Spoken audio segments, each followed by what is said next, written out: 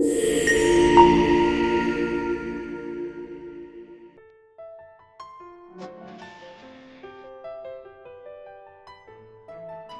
Namah Shivaya, te doy la bienvenida a el episodio número 1 de Conversaciones del Ser.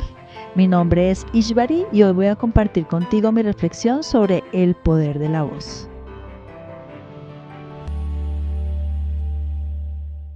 Me siento muy emocionada por esta primera transmisión del podcast y justamente hoy quiero contarte la situación que me motivó a tomar la decisión de crear este espacio, y eso me lleva también a compartirte algo de mi vida personal más reciente.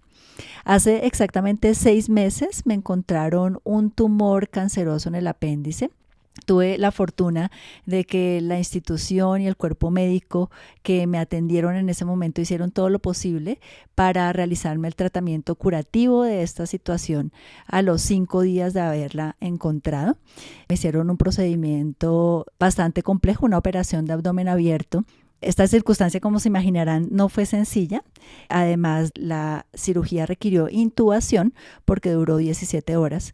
Y después de esa intubación perdí la voz, quedé disfónica, la cuerda vocal izquierda quedó paralizada.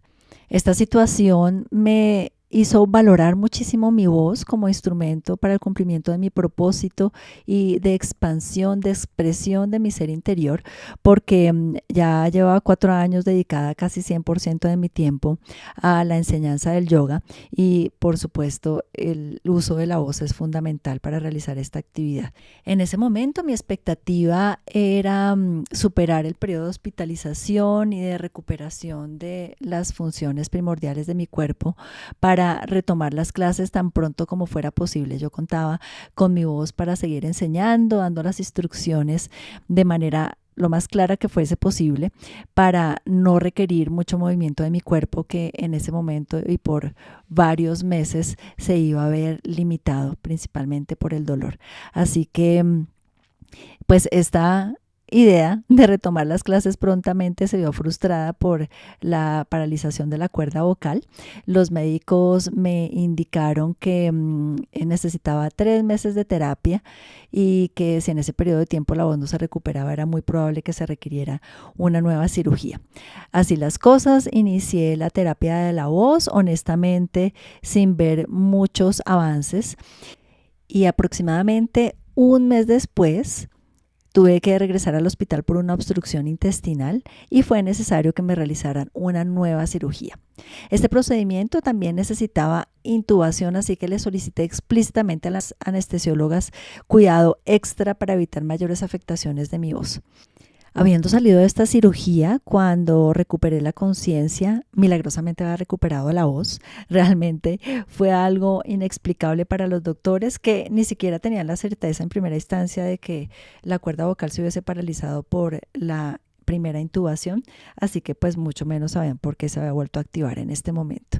De cualquier forma, me sentí infinitamente feliz y agradecida porque había recuperado este instrumento maravilloso de la voz y sabía que podía retomar las clases por una parte, y por otra continuar con mi práctica espiritual, con mi sadhana ajustada, porque como se imaginarán, la práctica de yoga en ese momento no podía ser la que era antes.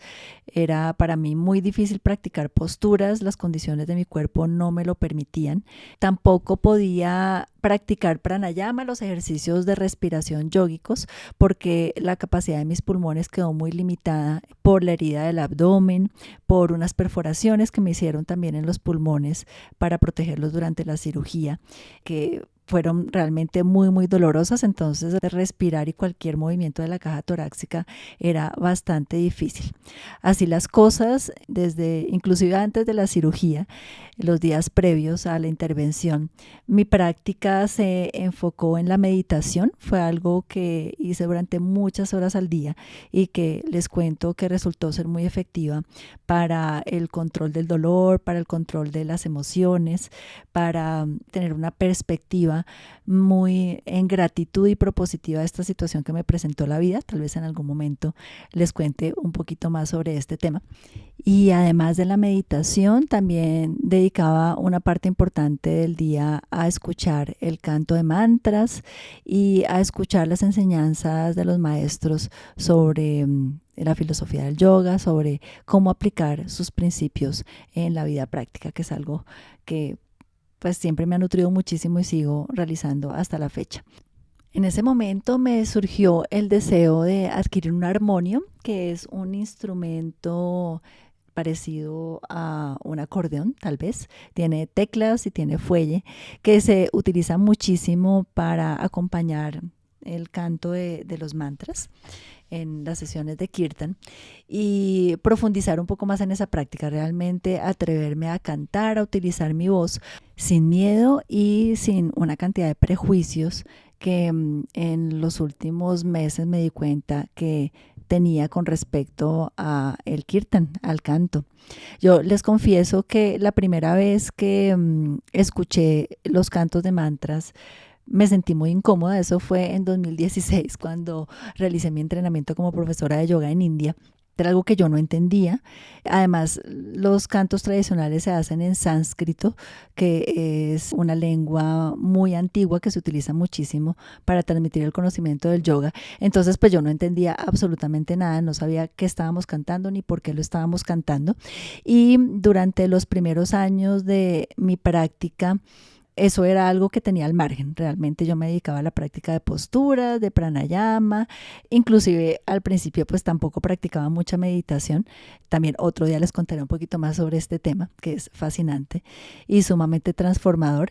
Y realmente hasta hace tal vez menos de 2 años decidí adentrarme un poquito más en las prácticas de Bhakti, esas prácticas devocionales del yoga, porque llegó un punto en el que dije, bueno, tengo un buen dominio de mi cuerpo, siento que he explorado también no solamente el cuerpo físico, sino el energético, también he explorado las dimensiones de la mente, muy desde la intelectualidad, y sentí que necesitaba conectar con el corazón. Sentí que necesitaba abrir el corazón, lo sentía cerrado en términos de falta de confianza en aquello que me excede, en esa conciencia superior que armoniza todo lo que existe en el universo, que se encarga de que todo lo que ocurre en la vida y en el mundo sea perfecto y sea lo necesario para nuestro crecimiento personal, nuestro crecimiento espiritual.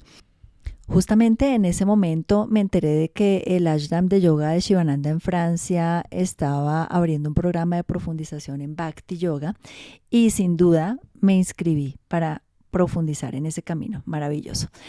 En el proceso, bueno, he aprendido, porque sigo estudiando con ellos, muchísimas cosas, y en algún momento me resonó muchísimo algo que dijo un maestro con respecto a que la voz humana es un instrumento maravilloso de adoración a la divinidad.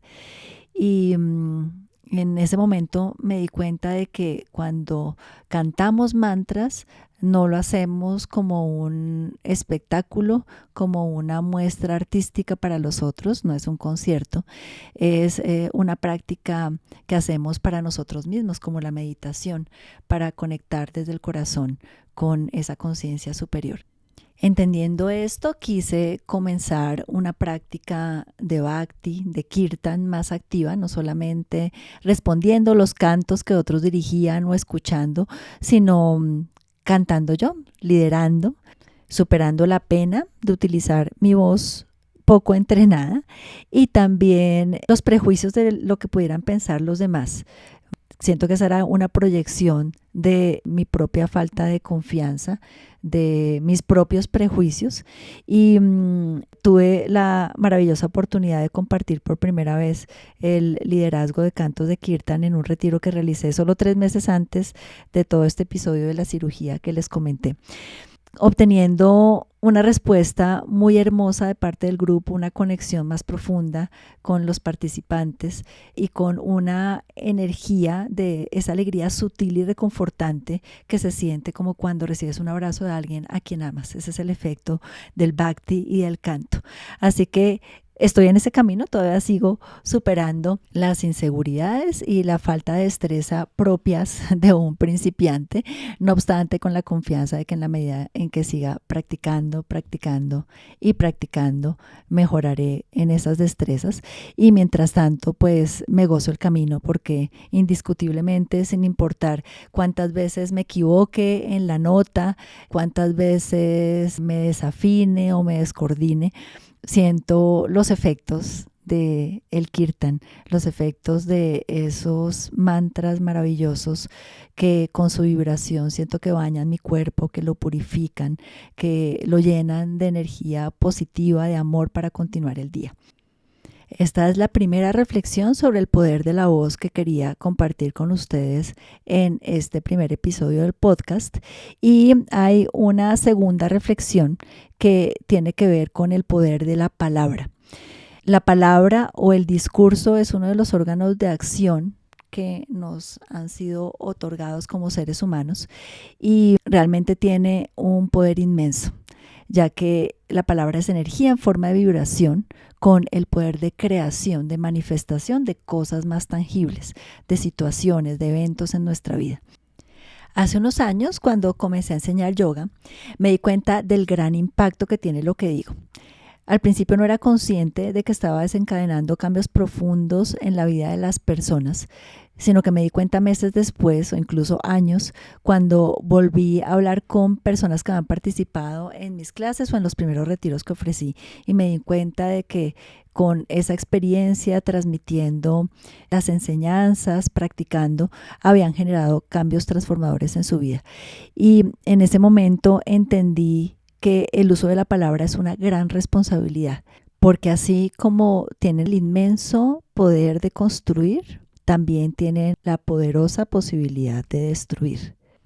Seguramente a ustedes les ha pasado como a mí, que en muchas ocasiones he dicho cosas de las que me he arrepentido y he sentido el dolor de no poder regresar el tiempo para haber cambiado las cosas, para haber dicho algo diferente, inclusive para haber callado, tal vez hubiese sido mejor. Y después de varias de estas ocasiones me he dado cuenta de que las palabras son como una mancha de café y no una que queda en una taza que lavamos fácilmente sin que quede el rastro de lo que había antes, sino realmente son más como una mancha de café en una hoja en blanco, ¿no? Que por más que intentemos borrar, poner corrector, va a quedar la marca. Porque finalmente eso son las palabras, son una energía muy poderosa que deja rastros, que deja emociones, que deja experiencias, que deja sensaciones muchas veces indelebles en las personas. Son muy difíciles de cambiar y de transformar. Yo por eso no creo lo que dice el dicho de que las palabras se las lleva el viento, porque no es algo que desaparezca sin ningún efecto. Por el contrario, tiene consecuencias muy poderosas. Por eso creo que es muy importante hacer consciente ese efecto que queremos dejar en las personas cuando les hablamos, cuando utilizamos las palabras. Si queremos generarles y dejarles una huella de amor, de empatía, tal vez de inspiración, en lugar de una de dolor, de resentimiento o de rechazo. Es usual que cuando generamos estas reacciones en las otras personas no sea consciente. Yo realmente estoy convencida de que la mayoría de las personas no herimos a los demás de manera deliberada y dolosa. Es algo más que pasa en el camino de intentar expresar nuestras frustraciones, nuestro dolor, y por eso muchas veces nos arrepentimos de lo que decimos, porque a posteriori nos damos cuenta de que no controlamos las palabras y generamos un efecto no deseado en los demás. Y siento que el yoga nos ofrece muchas herramientas para utilizar de manera adecuada este poder de la palabra. Uno, haciendo consciente el efecto que tiene, que es lo que acabo de mencionar. Y dos, justamente controlando la forma en la que utilizamos nuestras palabras. Y esto es algo mucho más profundo que la palabra en sí, que el articular los sonidos. Esto realmente viene de nuestro control de las emociones, viene de la conciencia de lo que estamos sintiendo y de lo que queremos lograr con el uso de la palabra. Por eso tan importante decidir lo que decimos y lo que no. También se vale callar cuando las palabras restan más de lo que suman. Swami Shivananda, el maestro de la tradición con la que he aprendido yoga, mencionó 3 condiciones para evaluar antes de decir algo. La primera de ellas es asegurarnos de que lo que vamos a decir sea verdad. Evitar hablar de chismes, suposiciones, inferencias, comprobar que lo que vamos a decir coincide con la realidad. La segunda es que no vaya a dañar o a lastimar a alguien. Aun cuando lo que vayamos a decir sea verdad, es importante valorar esta segunda condición. Si va a lastimar a alguien, es mejor evitar decirlo. Esto se basa en el principio fundamental de la práctica de yoga, no violencia, que en sánscrito se llama ahimsa, y es algo que queremos practicar con todas nuestras acciones, incluyendo el uso de la palabra. Y la tercera condición es que sea útil para la situación, que realmente aporte, ayude a solucionar algún problema, de información o una perspectiva valiosa para lo que se requiere. Esta tercera condición muchas veces no se cumple, ¿no? Y por eso tal vez en algunas ocasiones terminamos hablando de más, sobre trivialidades, dando nuestra opinión cuando no se necesita. Y esto consume mucha energía, y parte de lo que queremos hacer con el buen uso de la palabra es también saber administrar esa energía vital, ese prana, como se llama en sánscrito, saber para qué lo utilizamos y en dónde lo invertimos de la mejor manera. Tal vez en esas ocasiones, cuando no se cumple esta condición, podemos optar por guardar silencio, por callar y darnos la oportunidad de escuchar mejor, de una manera más atenta, más empática, que también es muy importante, es el otro lado de la comunicación.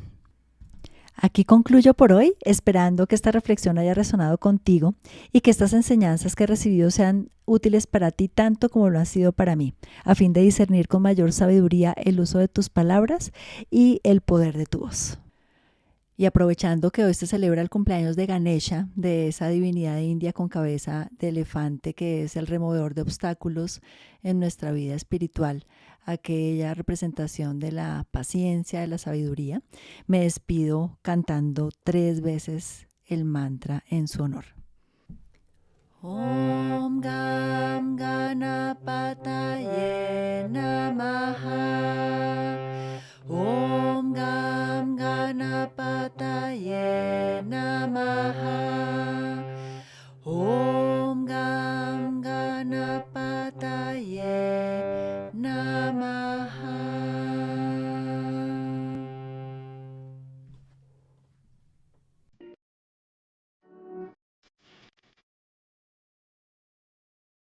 Gracias por escuchar este episodio. Por favor, déjame en los comentarios tus preguntas, reflexiones o sugerencias de nuevos temas sobre los que te gustaría que hablara. Te invito a consultar mi página web www.yoga-ser.com y a seguirme en redes sociales para estar al tanto de los programas de clases, cursos, retiros y otros eventos que creo desde el corazón para ti. Hari Om Tat Sat.